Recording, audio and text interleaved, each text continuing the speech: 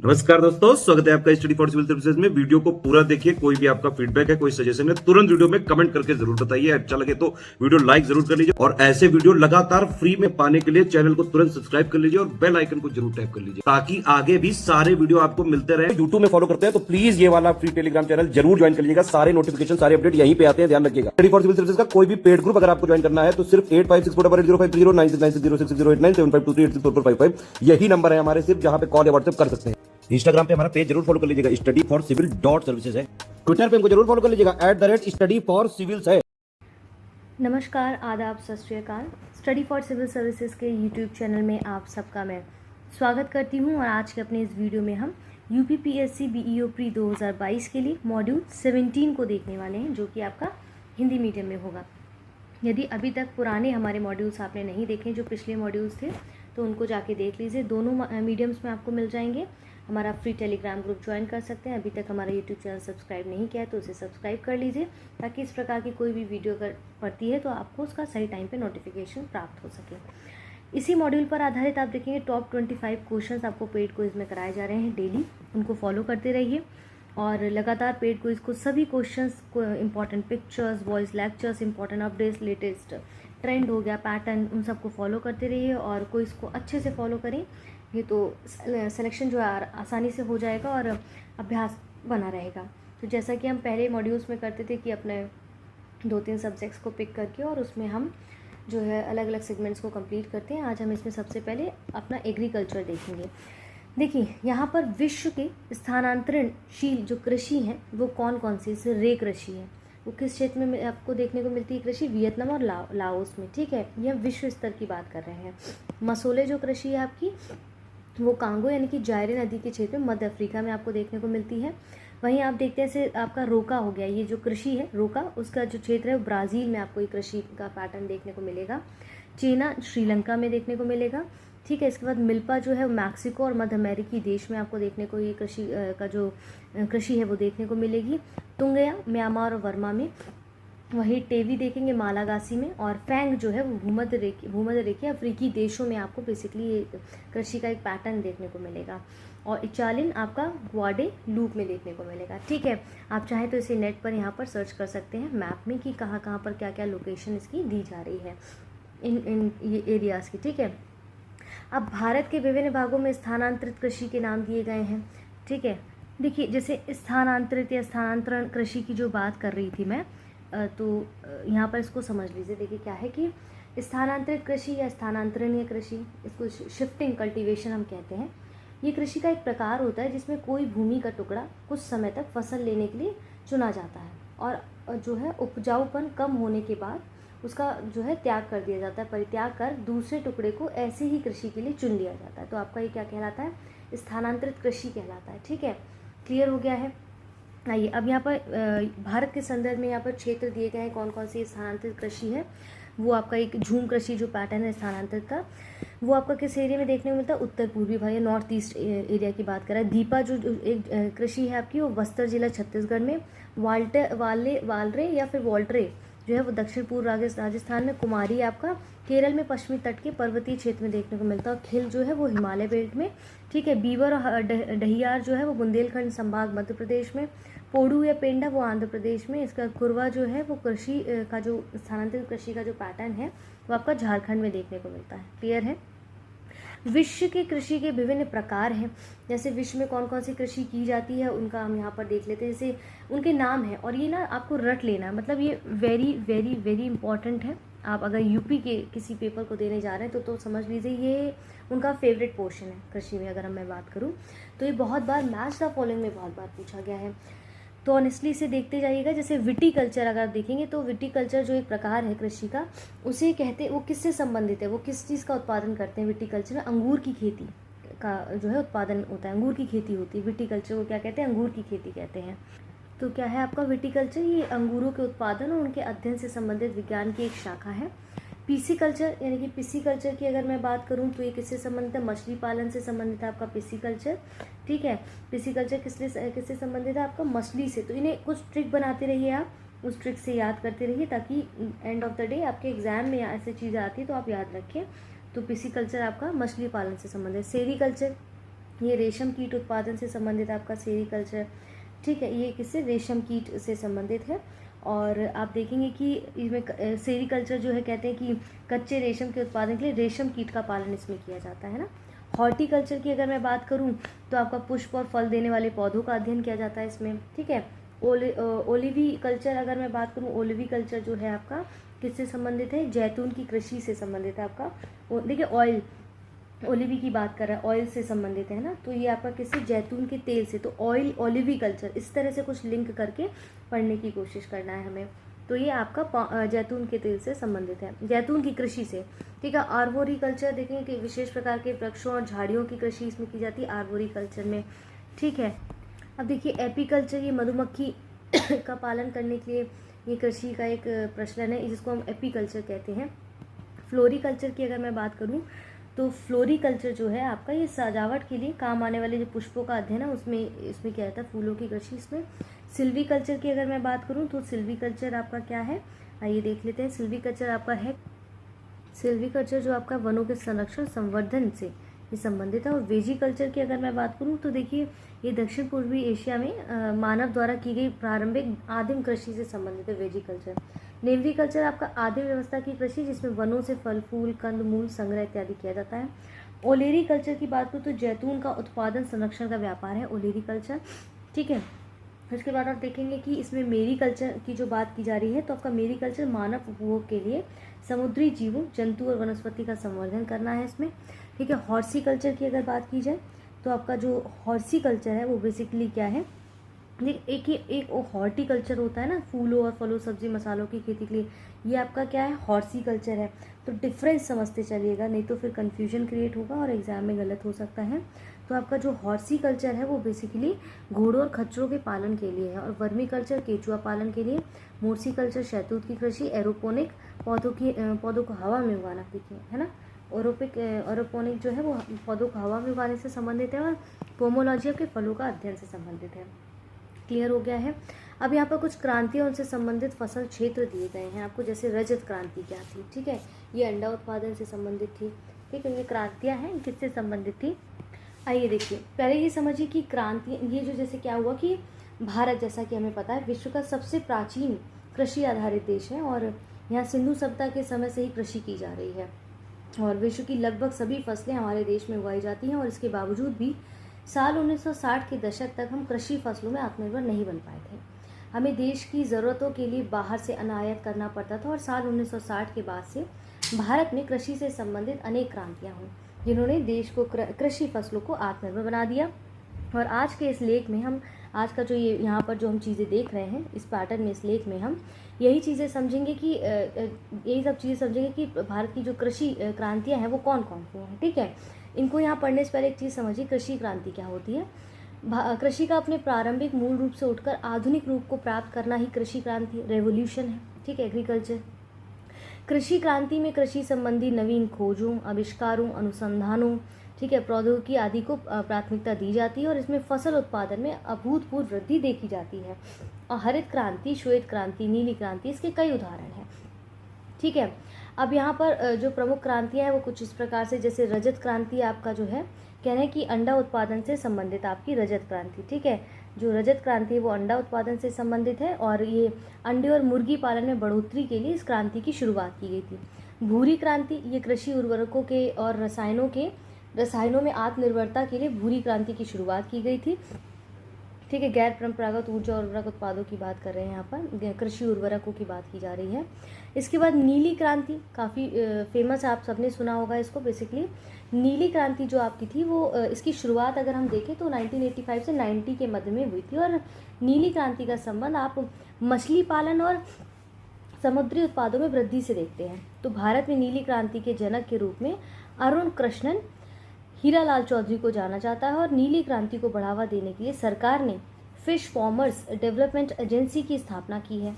मत्स्य प्रजनन, पालन, विपणन और निर्यात की नई तकनीक अपनाकर FFDA ने मछली पालन में सुधार और तेजी लाने का कार्य करता है, ठीक है।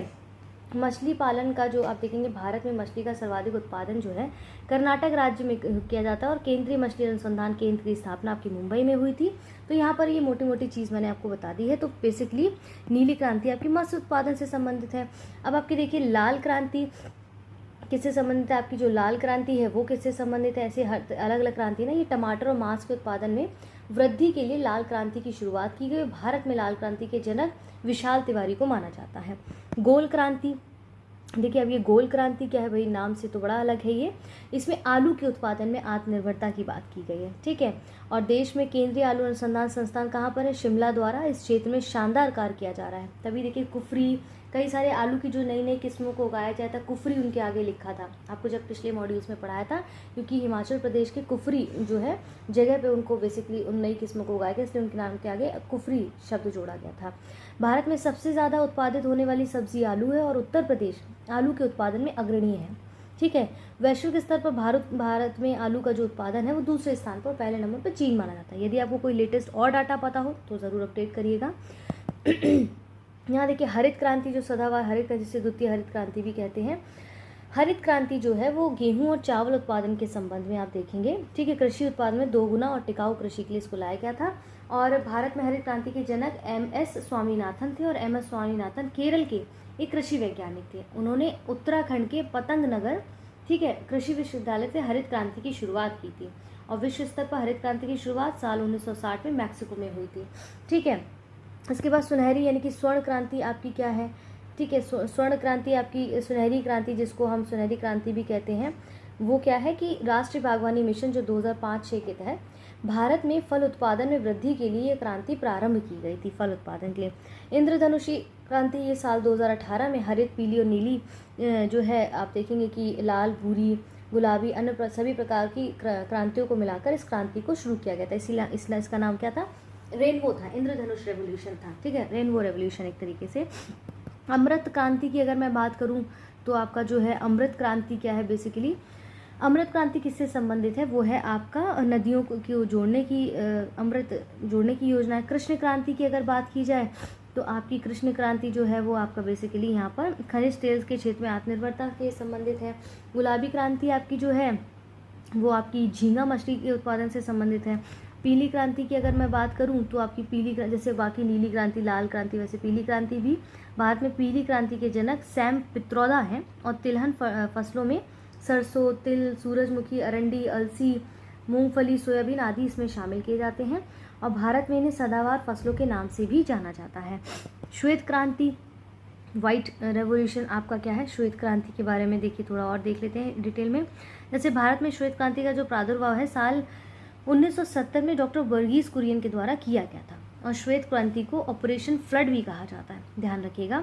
श्वेत क्रांति यानी कि दुग्ध उत्पादन में वृद्धि के लिए शुरू की गई थी। और गुजरात के आणंद में स्थित अमूल डेयरी और राजस्थान की सरस डेयरी श्वेत क्रांति में आत्मनिर्भरता के उत्कृष्ट उदाहरण है। और भारत का सबसे ज़्यादा दूध उत्पादन करने वाला राज्य क्या है, राजस्थान है। राष्ट्रीय दुग्ध अनुसंधान केंद्र की स्थापना करनाल यानी कि हरियाणा में की गई है। क्लियर है। अब कृषि संबंधी महत्वपूर्ण अंतर्राष्ट्रीय संस्थान यहाँ पर दिए गए हैं आपके, जैसे कि अब अलग अलग संस्थानों के नाम यहाँ पर क्या क्या है उनको देखते रहिएगा, इंपॉर्टेंट है आपके लिए। जैसे आपका कृषि खाद्य एवं कृषि संगठन जो है FAO है, ठीक है, ये आपका रोम इटली में है ये संस्थान। विश्व मौसम विज्ञान संगठन जो आपका है वो आपका जेनेवा स्विट्जरलैंड में। खाद्य नीति अनुसंधान संस्थान वाशिंगटन DC यानी कि USA में है। अंतर्राष्ट्रीय चावल अनुसंधान आपका किस में है, ये आपका मनीला में, ये 5 स्टार डेयरी, उसको याद कर लेना है। अंतर्राष्ट्रीय उष्णकटिबंधीय कृषि संस्थान आपका अवादान यानी कि नाइजीरिया में है, ठीक है।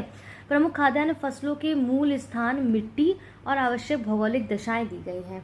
जैसे कि धान फसल के लिए जो मूल स्थान है वो इंडो चाइना कहा जाता है। उसकी जलवायु कैसी होती है, उष्ण आर्द्र होती है। कितना टेम्परेचर चाहिए होता है, 20 से 27 डिग्री सेल्सियस। वर्षा कितनी चाहिए होती है, इतनी। जब हमने पिछले मॉड्यूल्स में पढ़ा था, यदि आपने देखे होंगे तो बहुत अच्छे से इसको और डिटेल में बताया गया है। वहाँ पर किस प्रकार की मिट्टी पाई थी, चिकनी और जलोढ़ मिट्टी, ठीक है। वैसे आपका मक्का जो मेज है वो मध्य अमेरिका में मूल स्थान है इसका, जो कहते हैं ना इसका ओरिजिन जहाँ से हुआ है, मूल स्थान इसका मध्य अमेरिका है। उपोष्णकटिबंधीय प्रकार की जलवायु पाई जाती है वहाँ। इतना डिग्री टेम्परेचर इसके लिए उपयुक्त माना जाता है। इतना सेंटीमीटर वर्षा होनी चाहिए, दोमट मिट्टी होनी चाहिए। ज्वार के लिए, ज्वार फसल के लिए भारत का मूल स्थान माना था, उष्णकटिबंधीय यहाँ पर जलवायु होनी चाहिए उसके लिए। और 27 से 32 डिग्री सेल्सियस का तापमान। वर्षा 3 से 100 सेंटीमीटर होनी चाहिए और दोमट प्रकार की मिट्टी होनी चाहिए। बाजरा के लिए अफ्रीका जो है सही, इसका जो है मूल स्थान माना जाता है। उष्णकटिबंधीय जलवायु, इतना टेम्परेचर, इतनी वर्षा और बलुई दोमट मिट्टी प्रकार यहाँ होना चाहिए इसके लिए। गेहूं का जो ओरिजिन है मध्य एशिया से माना था, समशीतोष्ण जलवायु और 15 से 25 डिग्री सेल्सियस तापमान, इतनी वर्षा और दोमट प्रकार की मिट्टी। जौ में चीन जो है आप देखेंगे, चीन इसका मूल स्थान है। जलवायु समशीतोष्ण होनी चाहिए, इतना टेम्परेचर, इतनी वर्षा, बलुई दोमट प्रकार की मिट्टी यहाँ पर इसके लिए उपयुक्त रहती है। ठीक है, प्रमुख फसलों के कुछ रोग और लक्षण हैं जैसे हमने कई बार देखा है, ये थोड़ा सा इसको झलक देख लेते, रिवीजन हो जाएगा इसका। तो यहाँ पर अब रिवीजन पर्पज से करेगा, पिछले मॉड्यूल्स में हमने आपको डिटेल में पढ़ाया है। चावल जो फसल है उसका रोग का नाम क्या है? ब्लास्ट है।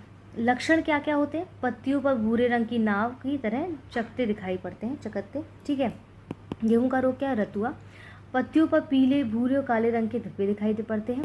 गन्ने फसल का रोग क्या है? लाल बिगलन, यानी कि रेड रॉट है ये, और छोटे लाल रंग के धब्बे पत्ती की मध्य शिरा पर प्रकट होते हैं और गन्ने का भीतरी भाग लाल हो जाता है।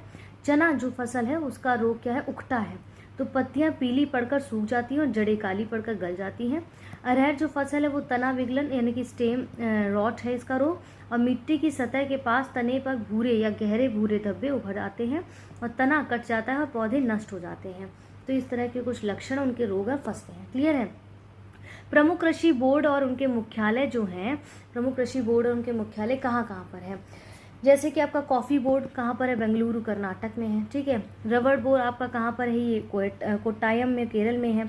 तंबाकू बोर्ड कहाँ पर? गुंटूर आंध्र प्रदेश में। मसाला बोर्ड आपका कोच्चि यानी कि केरल में है। राष्ट्रीय मांस और पोल्ट्री बोर्ड कहाँ पर? दिल्ली में है। भारतीय अंगूर प्रसंस्करण बोर्ड आपका पुणे महाराष्ट्र में है। राष्ट्रीय मत्स्य विकास बोर्ड आपका हैदराबाद तेलंगाना में है।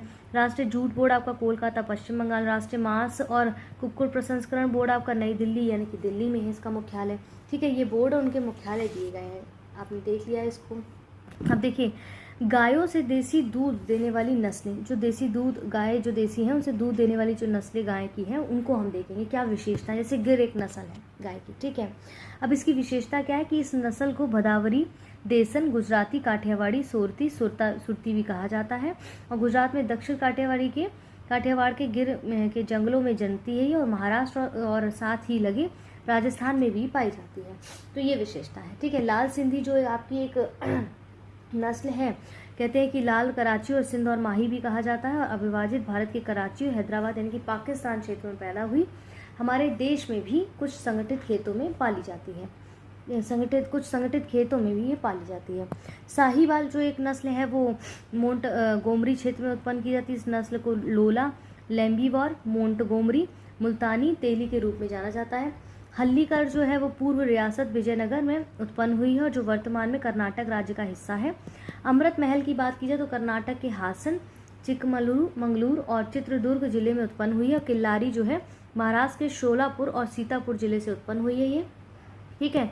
कंगायम ये आपका कोंगू और कोंगनाड के नाम से भी जाना जाता है। कंगायम, धारापुरम, ठीक है, भवानी, इरोड, कोयंटूर, ये सब इन सब से ताल्लुक जो है इन सब एरिया में पाई जाती है। बरगुर की बात है तमिलनाडु में इरोड जिले के भवानी तालुक में बरगुर पहाड़ियों के आसपास पाई जाती है। और उम्बला चेरी जो है इस नस्ल जाति माधु, मुताई माधु और ये सब माधु के नाम से जाना जाता है। तमिलनाडु के तंजावुर, तिरुवरुर और नागपट्टिनम जिले में पाई जाती है। पुलिकुलम जो है ये नस्ल तमिलनाडु के मदुरै जिले कुंभम घाटी में पाई जाती है। इस नाम के अलावा ये जल्लीकट्टू माधु या किदाई माधु और सेंताराई के नाम से भी जानी जाती है। ठीक है। आलमवादी जो आपकी एक नस्ल है वे तमिलनाडु के धर्मपुरी जिले में पाई जाती है। हरियाणा, ये हरियाणा के रोहतक, हिसार, जींद और गुड़गांव जिले में उत्पन्न हुई है। पंजाब, यूपी और एमपी के कुछ हिस्सों में काफ़ी लोकप्रिय नस्ल है ये। ठीक है। कृष्णा घाटी, ये कर्नाटक कृष्णा नदी के पानी की काली घाटी वाली मिट्टी क्षेत्र से उत्पन्न हुई, इसे महाराष्ट्र के सीमावर्ती जिलों में पाया जाता है। देवनी देखेंगे, ये नस्ल जो है डोंगरीपति, डोंगरी शिवेरा के नाम से जानी जाती है और पश्चिमी आंध्र प्रदेश में उत्पन्न हुई है। महाराष्ट्र राज्य के मराठवाड़ा क्षेत्र और कर्नाटक में निकटवर्ती भाग में से पाया जाता है। विदेशी नस्लें कौन कौन सी है यहाँ पर वो देखते हैं। जर्सी आपने सुना, इसकी उत्पत्ति आपका जर्सी द्वीप यूनाइटेड किंगडम माना जाता है। ठीक है।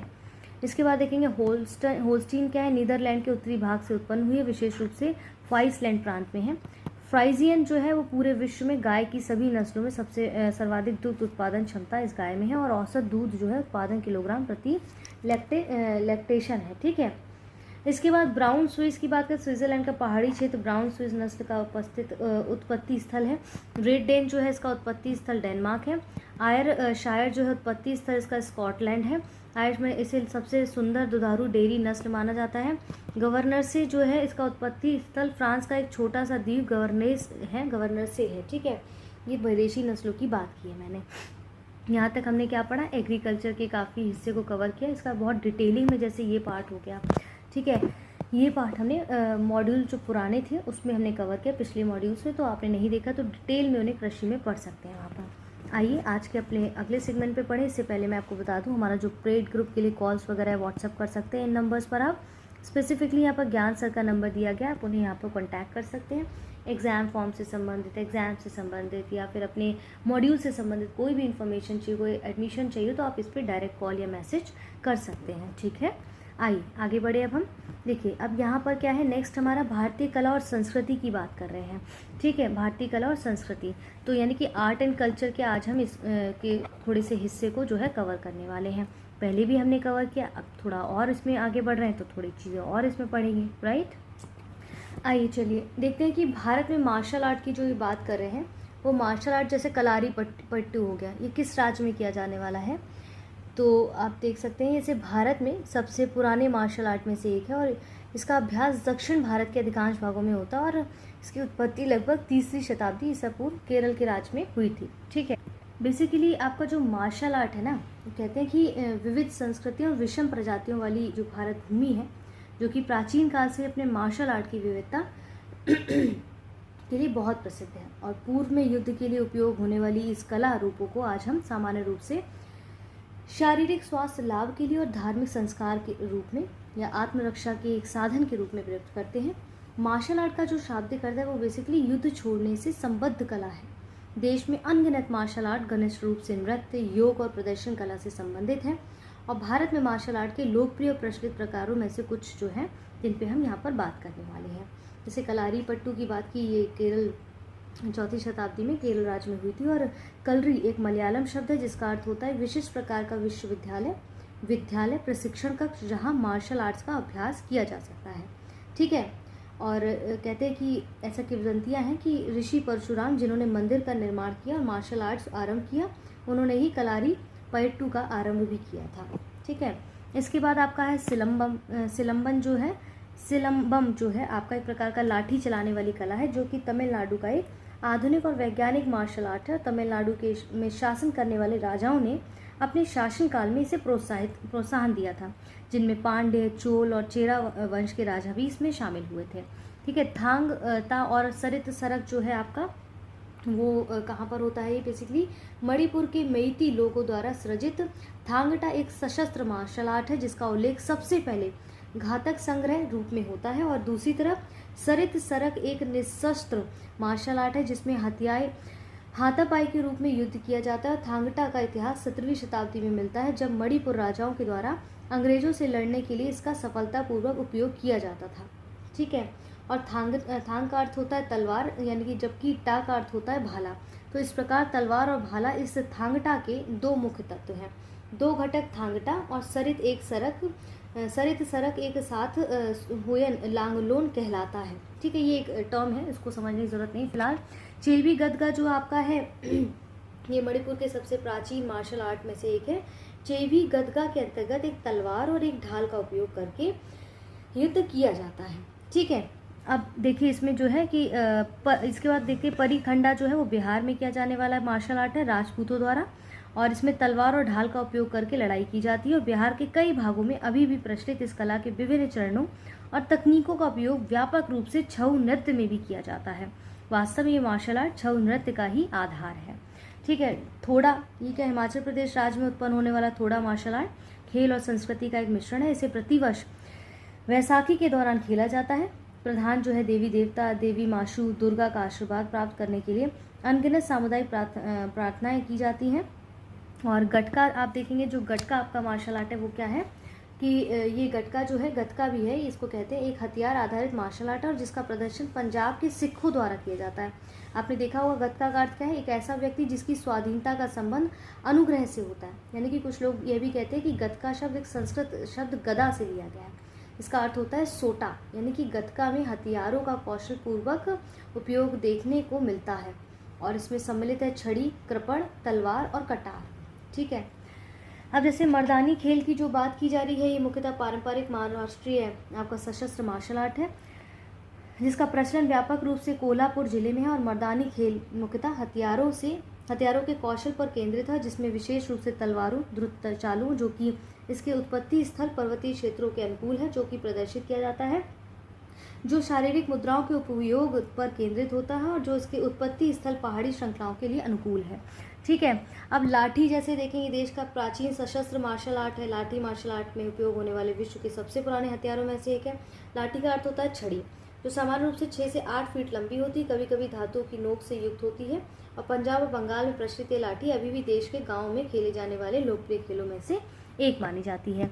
ठीक है। इनबुआई कुश्ती मिजोरम के इस देशी मार्शल आर्ट का उद्भव जो है वो डंगलेंग गांव में होता है और इस खेल में विजय प्राप्त करने के लिए नियमों की कड़ाई से पालन करने के लिए प्रतिद्वंदी के पैरों पर उठाना होता है। ठीक है।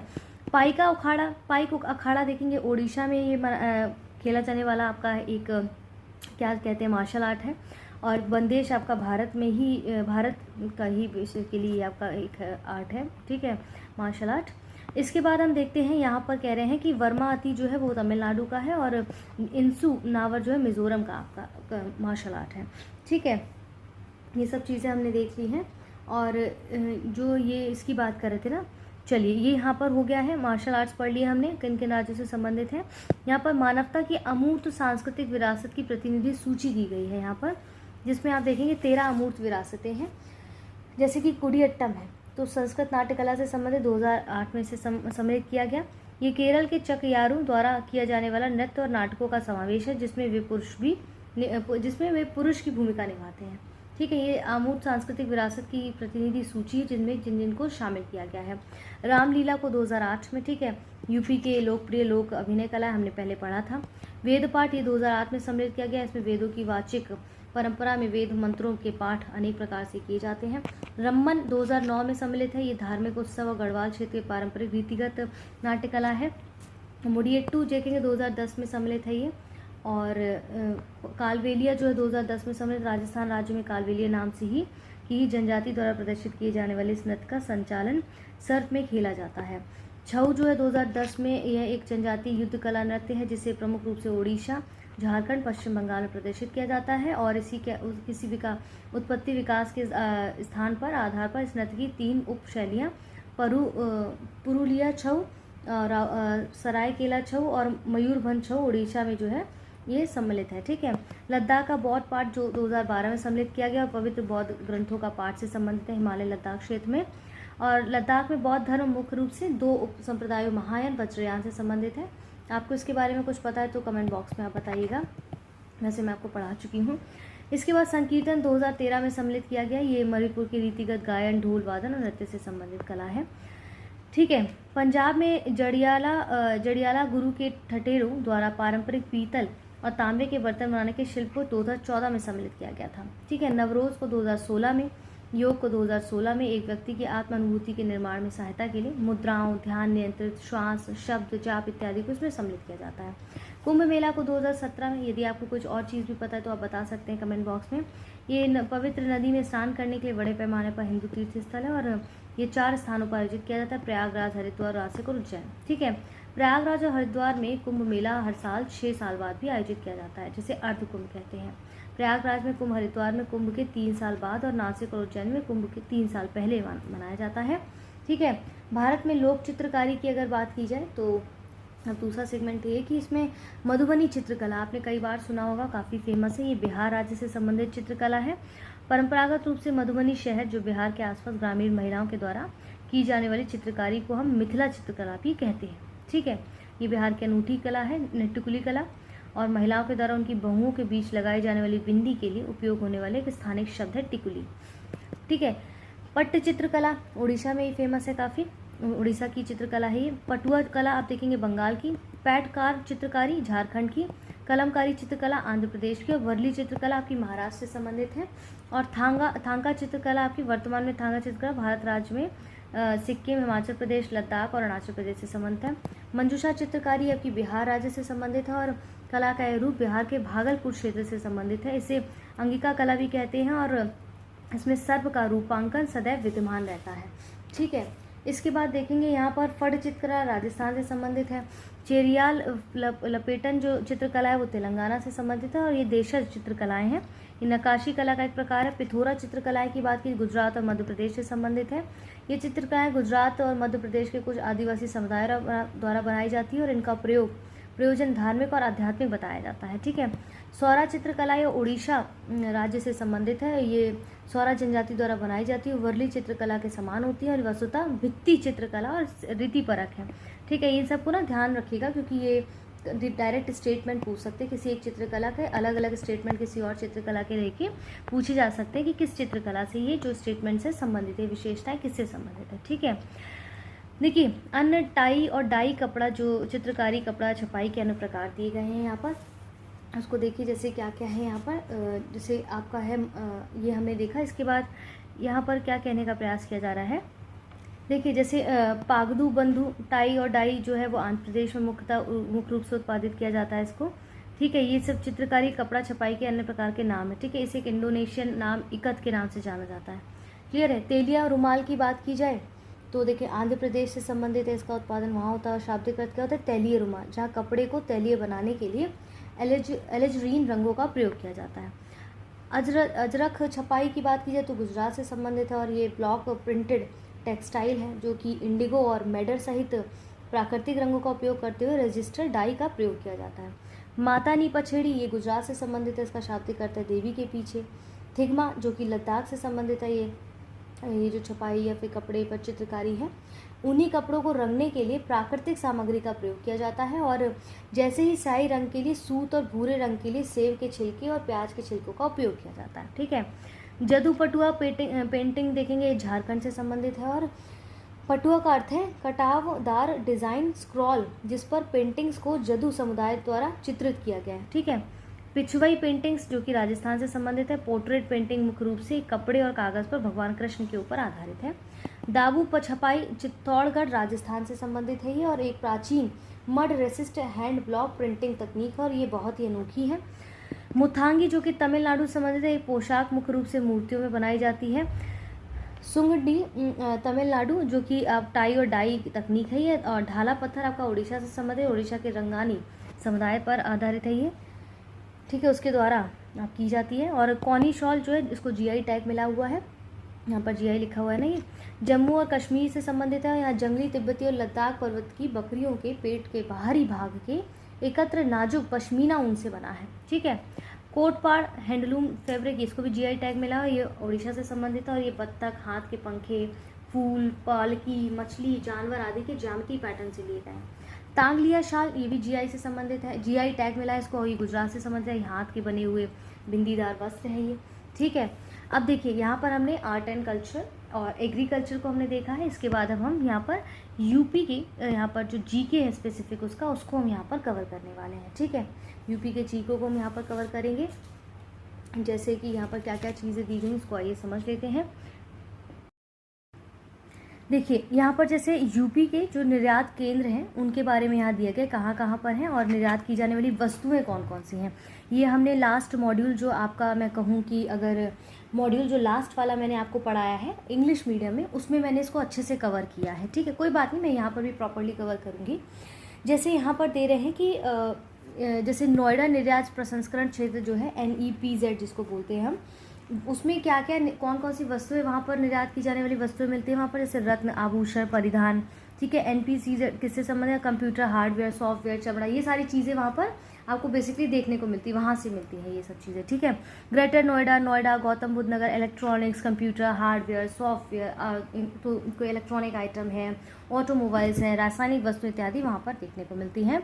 इसके बाद यहाँ पर साहिबाबाद, लोनी, पिलखुआ, गाजियाबाद से यहाँ पर कौन कौन सी वस्तुएं निर्यात की जाती है, जैसे कि आपको रासायनिक वस्तु हो गया, परिधान वस्त्र, हाथ छपाई, हर्बल, ठीक है, प्रसाधन सामग्री स्टॉक हो गया, हड्डियों के बटन, मोती, कला आभूषण, कारपेंट्री इत्यादि देखने को मिलता है। खेकरा और मेरठ से आप देखें तो खेल के सामान, वस्त्र, छाप, हाथ छपाई ब्लॉक और स्क्रीन, हथकरघा, सोने के आभूषण इत्यादि मिलते हैं। सहारनपुर से आप देखेंगे तो नक्काशीदार लकड़ी, खिलौने, लकड़ी की सजावटी वस्तुएं हो गया, ठीक है। खुर्जा और बुलंदशहर से मिट्टी के बर्तन, मिट्टी के बर्तनों पर चीनी मिट्टी, चीनी खपरा, स्नानागार के उपयोगी वस्तुएं मिलती हैं। अलीगढ़ देखेंगे पुरदिल नगर जो है, वहाँ से ताला, वेल्डर्स, हार्डवेयर हो गया, धातु कला हो गया, कांच हो गया, चीनी मिट्टी के मनका हो गया, ठीक है। हाथरस में देखें कांच और चीनी मिट्टी के मनका और पत्थर इत्यादि से जड़ा हुआ पीतल का लैंप इत्यादि मिलता है। आगरा से देखेंगे तो आप रेशम का जैसे गलीचा हो गया, बूटेदार वस्तु, आभूषण, संगमरमर जड़ी वस्तु हो गए, पत्थर कला के टुकड़े हो गए, चमड़े के जूते। फिरोजाबाद से कांच के टुकड़े, कांच की वस्तुएं, कांच की चूड़ियाँ इत्यादि, जैसे फेमस है ना काफ़ी। मुरादाबाद के ये कला धातु के बर्तन, कला आभूषण, हड्डी के आभूषण हो गया। बरेली से जरीदोजी हो गया, कढ़ाईदार जैसे वस्तु हो गया, चावल हो गया, काफ़ी फेमस है वहाँ पर, ठीक है। मथुरा से पत्थर शिल्प हो गया, छपाई हो गया, हाथ छपाई, घुंघरू और लघु छपाई इत्यादि है। शाहजहाँपुर से कालीन, आपका कन्नौज से इत्र, परफ्यूम, गुलाब जल, चंदन की लकड़ी का तेल इत्यादि, परफ्यूम इत्यादि वहाँ से मिलते हैं, ठीक है। अब जैसे फर्रुखाबाद से आप देखिए ऊन और रेशम पर हाथ छपाई, जरदोजी का काम, लकड़ी के टुकड़ा और तरकशी वगैरह जो वहाँ से निर्यात होती है। और मैनपुरी से भी जैसे तम्बाकू, लहसुन, तो देखिए यहाँ पर फर्रुखाबाद से, लखनऊ से आपने देखा, मैनपुर से तम्बाकू, लहसुन के उत्पाद, लकड़ी, मुजफ्फरपुर से चावल, कागज़, ठीक है। अब इसी के साथ साथ देखिए जितने भी व्यूअर्स अभी देख रहे हैं इस वीडियो को, तो आप बताइएगा कि आपके एरिया में कौन सी चीज़ ऐसे निर्यात की फेमस है। जैसे आपने देखा कानपुर से चमड़ा हो गया, ठीक है। लखनऊ में आपने देखा कि जरदोजी है, चिकन कढ़ाई है और ये सब चीज़ें फेमस। तो आपके एरिया में क्या चीज़ ऐसे निर्यात की फेमस है, जिसे आप हमें कमेंट बॉक्स में बता सकते हैं। कानपुर में चमड़ा, जूते वगैरह, ये जो पावर लूम, दवा, मसाले। उन्नाव में चमड़ा, चमड़े के सामान। और मऊ में देखेंगे हथकरघा, मशीन करघा से निर्मित जो कपड़े हैं। और वाराणसी में ऊनी हस्तशिल्प, फैंसी वस्तुएं और सिल्क हो गया, जरदोजी हो गया, जरी वस्त्र हो गया। मिर्ज़ापुर से ऊनी और सूती कार्य हाथ से बना हुआ। और सीतापुर से आप देखेंगे ड्यूरीज है। और झांसी में कहते हैं पीतल का काम बहुत फेमस है, झांसी और ललितपुर में, ठीक है। बांदा से शाजर पत्थर है आपको। और बहराइच से सूती धागा और गोंडा से लकड़ी के टुकड़े इत्यादि काफ़ी निर्यात होते हैं। अब यूपी के लघु और कुटीर उद्योग के यहाँ पर कुछ नाम दिए गए हैं। एक तरफ उद्योग का नाम दिया गया, दूसरी तरफ उनके केंद्र, कहाँ कहाँ पर उनका जो केंद्र है। जैसे दरी निर्माण की बात करें तो कहाँ कहाँ पर बनाई जाती है, सीतापुर, बरेली, आगरा, अलीगढ़, इटावा, मिर्ज़ापुर, शाहजहाँपुर, ठीक है। तो ये सब चीज़ें ध्यान रखनी है। देखिए जैसे कि आपका लघु उद्योग क्या होते हैं, जो कहते हैं राजकोषीय आयोग के अनुसार लघु उद्योग वे उद्योग होते हैं जो मुख्यतः 10 से 15 श्रमिकों की सहायता से चलाए जाते हैं, ठीक है। और कुटीर उद्योग जो होते हैं वो जो पूर्ण रूप से या मुख्यतः परिवार के सदस्यों की सहायता से ही पूर्ण या आंशिक व्यवसाय के रूप में चलाए जाते हैं, ठीक है। तो ये आपके कुटीर उद्योग हो जाते हैं। अब यहाँ पर जो उद्योग दिए गए देखिए ऐसे इस तरह से मिक्स करके आपके दिए गए, जैसे दरी निर्माण हो गया, ये भी अपने आपने पढ़ा। गलीचे का जो निर्माण है आगरा, वाराणसी, भदोही, मिर्ज़ापुर में किया जाता है, इसका सेंटर जो है। साबुन उद्योग आपका कानपुर, आगरा, मोदीनगर, ठीक है, गाज़ियाबाद, मेरठ। चीनी मिट्टी के बर्तन आपके खुर्जा, गाज़ियाबाद से। नल के पाइप आपके प्रयागराज, कानपुर और जो है लखनऊ से किए जाते हैं। और औषधि जो निर्माण होती है वो कानपुर, झांसी, लखनऊ, सहारनपुर, यूपी के संदर्भ में बात हो रही है, ठीक है। लकड़ी के खिलौने से लकड़ी और लखनऊ और वाराणसी इसका मुख्य केंद्र है इस उद्योग का। बेंत की छड़ियाँ जो है वो बरेली में आपने अभी ऊपर पढ़ा था, लकड़ी के आइटम्स बहुत मिलते हैं। खेल का सामान आगरा और मेरठ से। पीतल और कलाई के बर्तन वाराणसी, फर्रुखाबाद, हाथरस, मिर्ज़ापुर, मुरादाबाद, शामली, हापुड़, बड़ौद, ठीक है। बर्तनों की आप देखेंगे कि जिस बर्तनों पर कलाई और नक्काशी मुरादाबाद या मिर्ज़ापुर। पीतल के ताले, सरौते, चाकू, कैंची और छुरे जो है हाथरस और मथुरा, अलीगढ़ और मेरठ, ठीक है। पीतल की मूर्ति आपकी मथुरा में जो है, बेसिकली मथुरा जो है इसका केंद्र माना जाता है इस उद्योग का। तो ये सब चीज़ें इसमें हमें देखनी होगी कि कहाँ पर क्या क्या चीज़ें जो है फेमस है, कहाँ कहाँ पर किसका सेंटर है, कहाँ कहाँ वो चीज़ें बनाई जाती हैं। जैसे टॉर्च का निर्माण आप देखेंगे लखनऊ में बहुत फेमस है ये। और रंग रोगन जो वार्निश है वो आपका कानपुर, मेरठ, गाज़ियाबाद, मोदीनगर, लखनऊ, बरेली और लखनऊ से, ठीक है। आइए फिर देखिए इसमें सिगरेट का निर्माण सहारनपुर, गाज़ियाबाद, ठीक है। हथकरघा और सूती वस्त्र आप देखिए मेरठ, देवबंद, धामपुर, सिकंदराबाद, टांडा, मऊ, मुबारकपुर इत्यादि। लकड़ी का फर्नीचर हाथरस, वाराणसी, सहारनपुर, बरेली। लकड़ी की नक्काशी सहारनपुर और नगीना आप देखते हैं वहाँ पर ज़्यादा होती है। लोहे के बाट में सहारनपुर, आगरा। हाथ के से कागज़ बनाना है, ये मथुरा, कालपी, कागजी, इत्र और सुगंधित तेल कन्नौज, गाजीपुर, जौनपुर, लखनऊ, मिट्टी के खिलौने आगरा, गोरखपुर, बिस्किट मोदीनगर, आगरा और अलीगढ़ जो है आपका बेसिकली ये सब चीज़ें यहाँ पर इसके सेंटर हैं, ठीक है। यूपी में स्थित प्रमुख उद्योग देखिए जो हैं कौन कौन से हैं, जैसे डीजल लोकोमोटिव जो वर्क्स है वो आपका मडुआ डी जो वाराणसी में है वहाँ से संबंधित है ये उद्योग। सिंगरौली कोयला खान आपका सिंगरौली सोनभद्र में है। सोनभद्र में देखिए कोयले को लेकर काफ़ी चीज़ें आपको जो है मिलेंगे, ऐसे खनिज चीज़ें। और उर्वरक कारखाने की बात की जाए तो गोंडा, गोरखपुर। मॉडर्न बेकरीज की बात की जाए तो कानपुर से ये उद्योग काफ़ी देखने को मिलता है। और Bharat pumps and compressors limited Naini, Prayagraj. इसके बाद भारतीय चमड़ा रंगाई, देखिए चमड़े की बात आ गई तो कानपुर। अपट्रॉन कैपेसिटर जो लिमिटेड है वो लखनऊ। तेल शोधक कारखाना मथुरा। परमाणु शक्ति के नरौरा, ठीक है। यूपी की प्रमुख कुछ जनजातियां यहाँ पर दी गई हैं, जैसे कि यहाँ पर जनजातियाँ दी गई, इनके जनपद के नाम दिए गए हैं। जैसे आप देख रहे हैं कि गोंड हो गया, धुरी हो। देखिए जनजातियों के बारे में जब आए तो बहुत ध्यान रखना है। क्या आप बता सकते हैं कितने % की जो पॉपुलेशन है हमारे यूपी में, उसमें कितने % आपकी जनजातियाँ पाई जाती हैं यूपी में, ठीक है। और हमारे भारत में सबसे ज़्यादा जनजाति वाला राज्य कौन सा है, आप ये भी बता सकते हैं कमेंट बॉक्स में, देखिए, ठीक है। पथारी राजगोंड जो है वो सोनभद्र जनपद में जनजाति पाई जाती है। सहरिया आपकी ललितपुर में, पहरिया सोनभद्र में, देखिए कंफ्यूज नहीं होना है। बैगा जो है वो भी सोनभद्र में। सबसे देखिए यूपी में कितने % जनजाति पाई जाती है, एक तो ये रहा। यूपी में किस डिस्ट्रिक्ट में हम अगर कहें तो किस डिस्ट्रिक्ट में सबसे ज़्यादा जनजातियाँ पाई जाती तो आप हमें बताइएगा, क्योंकि यूपी स्पेशल बहुत इंपॉर्टेंट हो जाता है। और यूपी की एग्ज़ाम की अगर बात की जाए तो अगरिया सोनभद्र में, पटारी सोनभद्र में, चेरो सोनभद्र वाराणसी में, भुइया और भुइया जो ये 2 जनजातियाँ हैं वो ये भी सोनभद्र में पाई जाती हैं, ठीक है। पांखा और पनिका भी सोनभद्र और मिर्ज़ापुर में पाई जाती हैं। यूपी की बहुउद्देशीय नदी घाटी परियोजनाओं की अगर बात की जाए तो जो है वो जैसे खारा, ये किस नदी पर है, जो जल विद्युत परियोजना आसन नदी पर, ठीक है। माता टीला बेतवा नदी पर। निर्गजनी जो चित्रौरा है वो गंगा नदी पर। सलवा भोला है वो गंगा नदी पर। ओबरा है वो रिहंद नदी पर। सहारनपुर जो किस स्थल पर है ये, देखिए जैसे यहाँ पर खारा आसन नदी पर, सहारनपुर स्थल पर ये पर बहुत आपकी जो है जल विद्युत परियोजना है, ठीक है। माता टीला आपकी ललितपुर में है। चित्रौरा जो आपकी निर्जनी परियोजना है मुजफ्फरनगर में है। सलवा भोला जो है ऊपरी गंगा नहर जो आपकी गंगा नदी पर है वो मेरठ में है। ओबरा आपकी सोनभद्र पर है, ठीक है। जल विद्युत परियोजना में राजघाट बेतवा नदी पर है और ललितपुर में स्थान है इसका। रिहंद नदी पर सोनभद्र में है, ठीक है। बेलका बाबेल देखते हैं आप, यमुना नदी पर है, सहारनपुर में है। शीतला बेतवा नदी पर, झांसी स्थल है इस नदी घाटी परियोजना का। चलिए देखिए यूपी का यहाँ पर ज्योग्राफी से संबंधित कुछ फैक्ट्स हमें देखने हैं।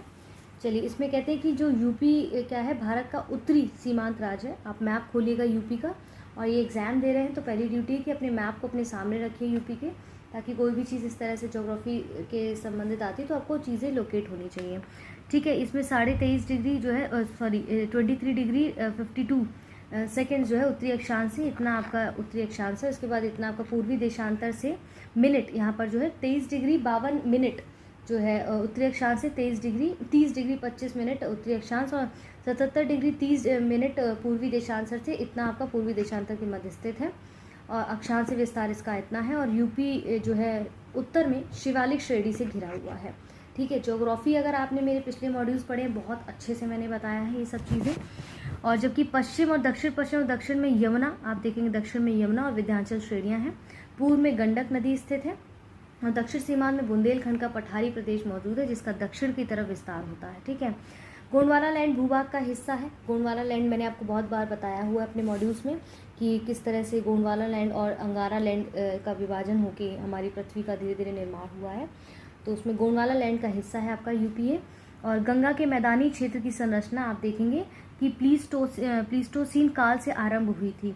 तो आप जो गंगा की यहाँ पर जो बात, गंगा जो मैदानी क्षेत्र है प्लीस्टोसीन जो काल से आरंभ हुई, जिसकी प्रक्रिया आज भी जारी है, ठीक है। दक्षिण में स्थित ये पठारी प्रदेश का निर्माण पूर्व कैम्ब्रियस युग में विंध्य शैल के समूह से हुआ है, ओके। और इसके बाद ये विंध्य पर्वत श्रेणी में पाए जाते हैं शैल समूह। और उत्तर प्रदेश में अर्कियन, विंध्यन, गोंडवाना, टर्शरी, ठीक है, कार्टनरी शैल समूह पाए जाते हैं। इसके बाद यहाँ पर प्राचीनतम संरचनाएं हैं आपकी आर्कियन शैल समूह, जैसे सोनभद्र हो गया, ललितपुर में, याद रखिएगा, ठीक है। इन शैलों के अंतर्गत शीस्ट हो गया, नीस हो गया, ग्रेनाइट हो गया, सब सम्मिलित किए जाते हैं। ये ग्रेनाइट की तरह दिखता है, इसमें मोटे दानेदार बनावट पाई जाती है। किसकी बात कर रहे हैं? इन चट्टानों में बहुमूल्य खनिज, यूरेनियम, हीरा, ठीक है। बुंदेलखंड में नीस, आर्कियन शैली के समूह एक प्रकार पाए जाते हैं, ठीक है। यूपी में जैसे गोंडवाना जो शैल समूह की चट्टानें हैं वो बेसिकली कहाँ कहाँ पर पाई जाती है? मिर्जापुर, सोनभद्र, चित्रकूट, प्रयागराज जिले के दक्षिणी भाग में, ठीक है। सोन घाटी के में कोयले के भंडार बहुत मौजूद है। ये यूपी स्पेशल को एकदम रट लेना है आपको चीज़ों को, ठीक है। यूपी को 4 विशिष्ट भौतिक क्षेत्रों में बांटा था। सहारनपुर का शिवालिक तलहटी क्षेत्र, भावर व तराई क्षेत्र, गंगा के मैदान और दक्षिण पठारी प्रदेश, ठीक है। याद रखिएगा ये इन चीज़ों को। इसके बाद देखिए यहाँ पर और क्या क्या चीज़ें हैं, जैसे और हम देख लेते हैं। इसके ये भौतिक विभाजन की बात हो रही है ना। सहारनपुर के उत्तरी पूर्व में शिवालिक पहाड़ियाँ स्थित हैं और जो उत्तराखंड की सीमा का निर्धारण करते हैं।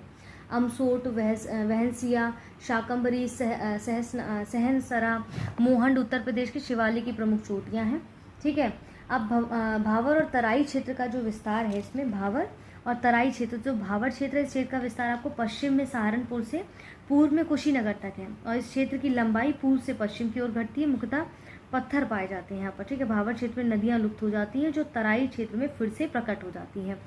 और तराई क्षेत्र क्या है? भावर के दक्षिण में दलदली और गाद मिट्टी वाला क्षेत्र, मुख्यतः कृषि योग्य भी क्षेत्र कहा जाता है। यहीं पर आप देखेंगे जैसे आपका जो मैदानी क्षेत्र है, इसके साथ साथ समझते चलिए। मैदानी क्षेत्र जो है वो पश्चिम में यमुना और पूर्व में गंडक नदी सीमाओं का निर्धारण करती है, ठीक है। इसके बाद ये गंडक नदी जो है वो नदी से घाटियों का निर्माण करती है। देखिए अब जैसे यहाँ पर हमने भावर और तराई क्षेत्र के आपने देखा कि यहाँ पर किस प्रकार का क्षेत्र में क्या क्या कैसे कैसे कहाँ पर लोकेशन है इसका, वही देखिए ये सब चीज़ें दी गई हैं। इसके बाद कह रहे हैं गंगा यमुना जो दोआब गंगा है, तो दोआब गंगा और यमुना नदियों के बीच का ये क्षेत्र है और ये पश्चिम में शाहजहाँपुर से पूर्व में प्रयागराज तक विस्तृत है आपका, ठीक है। और देखिए जैसे आप देखेंगे कि कहते हैं केदारनाथ के समीप जो गंगोत्री है, ग्लेशियर के गोमुख स्थान से गंगा निकलती है, राइट। तो उत्तर प्रदेश में बिजनौर में से प्रवेश और बलिया से बिहार में प्रवेश करती सहायक नदियाँ कुछ हैं, जैसे रामगंगा, गोमती, घाघरा, ठीक है। और सहायक नदियों में जैसे काली नदी, पिथौरागढ़ के काला पानी नामक स्थान से गौरी गंगा मिलान, हिमनद के उद्गम से ये सब चीज़ें निकलती हैं नदियाँ, ठीक है। ये मोटी मोटी चीज़ें आइए यहाँ पर देखते हैं। जैसे ऊपरी दोआब जो सहारनपुर के बुलंदशहर तक फैला है, मध्य दोआब आपका अलीगढ़ के कन्नौज औरैया तक विस्तृत है, निम्न दोआब आपका कानपुर से प्रयागराज तक विस्तृत है। तो ये याद रखिएगा, मेंस में भी आपके काम आएगा। रोहिलखंड मैदान जो है उत्तर प्रदेश के उत्तर पश्चिमी भाग में स्थित है, ठीक है। अब देखेंगे कि ये आपका जो गंगा यमुना और दोआब और दक्षिण पूर्व में अवध मैदान स्थित है यहाँ पर। इसके उत्तर में तराई क्षेत्र है। इसमें अंतर्गत कौन कौन से एरिया आते हैं, जैसे अमरोहा, बरेली, बिजनौर, बदायूं, मुरादाबाद, शाहजहाँपुर, पीलीभीत, संभल क्षेत्र स्थित है, ठीक है। अब रामगंगा नदी के द्वारा इसके 2 भागों जैसे अर्थात पश्चिम में बांगर क्षेत्र, पूर्व में खादर क्षेत्र के रूप में विभाजित किया गया है। अवध का मैदान जो है दक्षिण पूर्व में गंगा यमुना दोआब और उत्तर पश्चिम में रोहिलखंड मैदान और उत्तर में तराई क्षेत्र, पूर्व में पूर्वांचल मैदान से घिरा हुआ। ये सब आप जब मैप रखेंगे ना सामने तो चीज़ें और अच्छे से याद हो जाएंगी, ठीक है। अब पूर्वांचल मैदान की अगर बात की जाए तो यूपी में जैसे जौनपुर क्षेत्र में सर रविदास नगर हो गया, संत रविदास नगर, आजमगढ़ हो गया, वाराणसी, बलिया, गाजीपुर में फैला हुआ है। और उत्तरी भाग जो है इसका वो नर्मदा निर्माण राप्ती और घाघरा नदी से हुआ है। इसके उत्तर से दक्षिण की ओर राप्ती, खादर और सरयू धार मैदान और पूर्विया मैदान के नाम दिया जाता है इसको। और कहते हैं कि इसमें देखिए क्या क्या चीज़ें दी गई हैं कि उत्तर प्रदेश का दक्षिण पठारी भाग प्रायद्वीपीय पठार का उत्तरी विस्तार है। इसके अंतर्गत झांसी, जालौन, हमीरपुर, महोबा, चित्रकूट, ललितपुर, बांधा, प्रयागराज, इसके बाद तहसील चंदौली की चकिया, दक्षिण में स्थित मिर्ज़ापुर के कई भाग इसमें स्थित हैं, सम्मिलित हैं। चंबल, बेतवा, केन, सोन नदी आदि इस क्षेत्र की प्रमुख नदियाँ देखी गई हैं। अब टांस यमुना क्षेत्र, बघेलखंड पठार और बुंदेलखंड पठार, ये सब देखिए। से ट्रांस आपका जो यमुना क्षेत्र है वो आपका ट्रांस यमुना क्षेत्र जो है एक्चुअली में इसको हम देख लेते हैं कि ये इसके अंतर्गत आगरा और मथुरा जिलों के यमुना के पश्चिम में स्थित ये क्षेत्र सम्मिलित किया जाता है, ठीक है। बघेलखंड में ये उत्तर प्रदेश के दक्षिण पूर्वी भाग में बघेलखंड पठार स्थित है। उसके अंतर्गत सोनभद्र, मिर्ज़ापुर, चंदौली दक्षिण भाग और प्रयागराज के दक्षिण पूर्वी भाग आते हैं। इस क्षेत्र में कोयले में संबंध, ये जो क्षेत्र है ना ये कोयले में काफ़ी समृद्ध है। जब हमने सोनभद्र पढ़ा था उसमें भी हमने देखा था। सिंगरौली बेसिन यहाँ स्थित है और ये विंध्याचल पठार भी कहते हैं इसे, बुंदेलखंड पठार जो है इसका निर्माण प्राचीन नीस चट्टानों से हुआ है और कहते हैं कि ये बिंद श्रृंखला उत्तर पश्चिम में चंबल और दक्षिण पूर्व में पन्ना अजयगढ़ श्रृंखला द्वारा निर्धारित होती है। यहाँ पर कुछ चीज़ें जैसे पठार उत्तर प्रदेश और मध्य प्रदेश राज्यों में विभक्त है। मैदानी क्षेत्र के नवीन कॉप निक्षेपों को खादर या कछार कहते हैं, हमने ऑलरेडी मॉड्यूल में पढ़ा है इसको, ठीक है। अब देखेंगे उत्तर प्रदेश सर्वाधिक बीहड़ों का जो निर्माण है वह चंबल और निर्माण देखेंगे चंबल और यमुना तट पर हुआ है। मैदानी क्षेत्र की प्रमुख फसलें देखें गेहूं, धान और आलू हैं, ठीक है। इसके बाद देखिए पठारी की अगर बात की जाए, पठारी भागों की यहाँ पर यूपी में बात की जाए तो इसमें क्या है कि जैसे इस क्षेत्र की ऊंचाई औसतन 300 मीटर है, लेकिन मिर्ज़ापुर और सोनभद्र में कुछ पहाड़ियाँ लगभग 600 मीटर ऊंची हैं और इसमें 11 जिलों में पठारी बुंदेलखंड क्षेत्र स्थित है, ठीक है। बुंदेलखंड और पठारी पठारी क्षेत्र का जो ढाल है वो उत्तर की ओर आपको देखने को मिलेगा और बुंदेलखंड और पहाड़ी पठारी क्षेत्र की जो मुख्य फसलें वो दलहन तिलहन है इनकी, ठीक है। उत्तर प्रदेश के कुछ क्षेत्रफल के संदर्भ में नम भूमि जो वेटलैंड है उसका क्षेत्रफल 5.15% है, आपका ध्यान रखिएगा। यूपी का सर्वाधिक वेटलैंड वाला क्षेत्र कौन सा है? सोनभद्र है। यूपी के सबसे कम नम वेटलैंड क्षेत्र वाले जिले कौन से हैं? बागपत और हाथरस है। तो 1993 में गोमती के किनारे स्थित 3 नगरों सुल्तानपुर, जौनपुर और लखनऊ के लिए गोमती कार्यकारिणी योजना का निर्माण किया गया है, ठीक है। तो आपको ध्यान रखना है ये सब चीज़ें। इसी के साथ यहाँ पर पेड ग्रुप कॉल के लिए आप यहाँ पर कॉल कर सकते हैं, नंबर पर व्हाट्सएप कर सकते हैं। ज्ञान सर का नंबर यहाँ पर दिया गया है। हमारी वीडियोस बिल्कुल फ्री थे, यूट्यूब पर फ्री है और फ्री रहेंगे। इसी तरह से निरंतर हमारे चैनल पर जुड़े रहें। हमारे यूट्यूब चैनल को अभी तक सब्सक्राइब नहीं किया तो उसे सब्सक्राइब कर लीजिए। हमारा फ्री टेलीग्राम ग्रुप ज्वाइन कर सकते हैं। अपने दोस्तों के साथ इन वीडियोज़ को ज़्यादा से ज़्यादा शेयर करें, हमारे चैनल को सब्सक्राइब करें, हमारी वीडियोज़ को भरपूर प्यार दें और अपने सुझाव हमें कमेंट बॉक्स में दे सकते हैं। इसी के साथ आप सब अपना ध्यान रखिए। जय हिंद, जय भारत।